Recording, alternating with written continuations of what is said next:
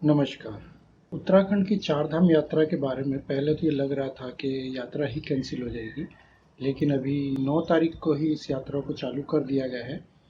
और जो स्थानीय प्रशासन ने और जो जिला स्तर पर इस यात्रा को शुरू किया गया है, और जो नए अपडेट्स आए हैं उसके हिसाब से इस यात्रा में दूसरे जिले के श्रद्धालुओं को शामिल नहीं किया जाएगा। यानी जिस जिले में ये यात्रा चालू होती है या जिस जिले की ये यात्रा है, उसी जिले तक ये सीमित रहेगी और इसमें किसी पड़ोसी जिले तक के श्रद्धालुओं को भी शामिल नहीं किया जाएगा। इसके लिए भी स्थानीय प्रशासन से अनुमति लेनी होगी, और यह अनुमति देवस्थान बोर्ड की तरफ से निःशुल्क दी जाएगी। और इसमें एक टोकन दिया जाएगा उन्हें, और उस टोकन में टाइम टेबल दिया जाएगा, समय सारणी दी जाएगी कि किस प्रकार से आपका नंबर कितना है और किस तारीख को आपको वहाँ पहुँचना है और कितनी बजे आपको वहाँ पहुँचना होगा। और ये दिया गया है, और उसमें ये भी बताया गया है कि एक निश्चित संख्या में श्रद्धालुओं को दर्शन करने की अनुमति दी जाएगी। और जिस जिले में ये यात्रा पड़ती है उसी जिले के श्रद्धालुओं को इसमें शामिल किया जाएगा। और तो अगर चमोली जिले में बद्रीनाथ धाम आता है तो केवल चमोली जिले के ही श्रद्धालुओं को इसमें अनुमति मिलेगी। चमोली जिले के ही लोग वहां दर्शन करने जा सकते हैं बद्रीनाथ धाम में। इसी तरीके से केदारनाथ धाम जो है रुद्रप्रयाग जिले में आता है। रुद्रप्रयाग जिले में केदारनाथ धाम आता है, और रुद्रप्रयाग जिले के ही श्रद्धालु केदारनाथ धाम जा सकते हैं। उसके पड़ोस के जिले के लोग नहीं जा सकते यात्रा करने, फिलहाल जो कोरोना वायरस की वजह से ये दिया गया। इसके अलावा यमुनोत्री धाम और गंगोत्री धाम, ये दोनों ही धाम उत्तरकाशी में आते हैं। यानी यमुनोत्री धाम और गंगोत्री धाम दोनों एक ही जिले में पड़ते हैं, इसलिए इसी उत्तरकाशी जिले के लोग ही इन दोनों धामों में जा सकते हैं, और किसी दूसरे जिले के लोगों को इसमें अनुमति नहीं दी जाएगी यात्रा करने की, दर्शन करने की। ये है। और इसमें भी आपको बता दें कि केदारनाथ धाम में, जो केदारनाथ धाम मंदिर में जो दर्शन किए जाएंगे, उसमें एक दिन में केवल 800 लोगों को अनुमति दी जाएगी। यानी 800 श्रद्धालु ही उस मंदिर में एक दिन में दर्शन कर सकेंगे।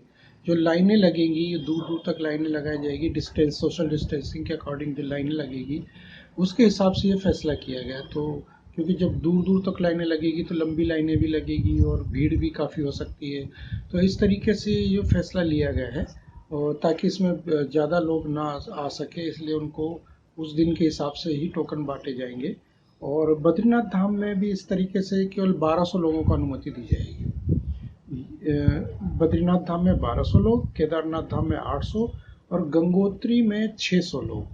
गंगोत्री धाम में 600 और यमुनोत्री में 400 लोगों को अनुमति दी जाएगी। यानी इतने श्रद्धालु एक एक धाम में जा सकेंगे एक दिन में।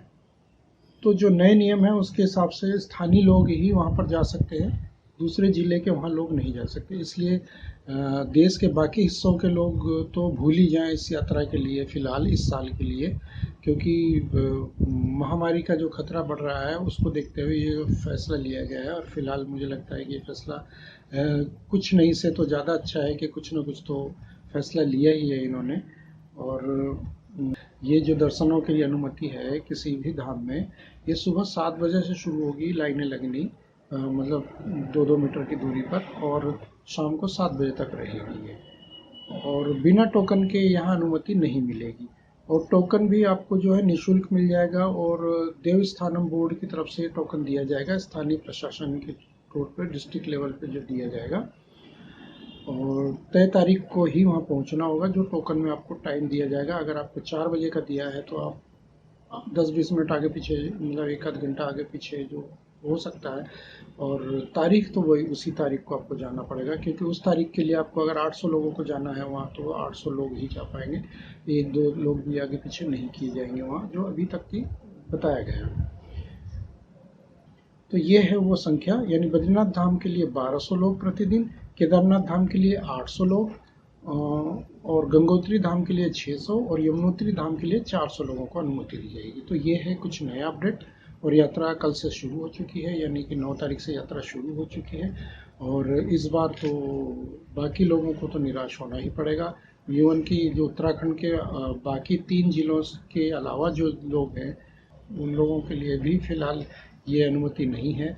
और एक तरह से कहा जा सकता है कि ये कुछ नहीं से तो ज़्यादा अच्छा है कि इस बार सब कुछ ठीक रहा तो हो सकता है कि यात्रा को आगे बढ़ाया जा सकता है 30 जून के बाद भी। तो फ़िलहाल ये है, और मिलते हैं कुछ नए अपडेट के साथ। तब तक के लिए नमस्कार।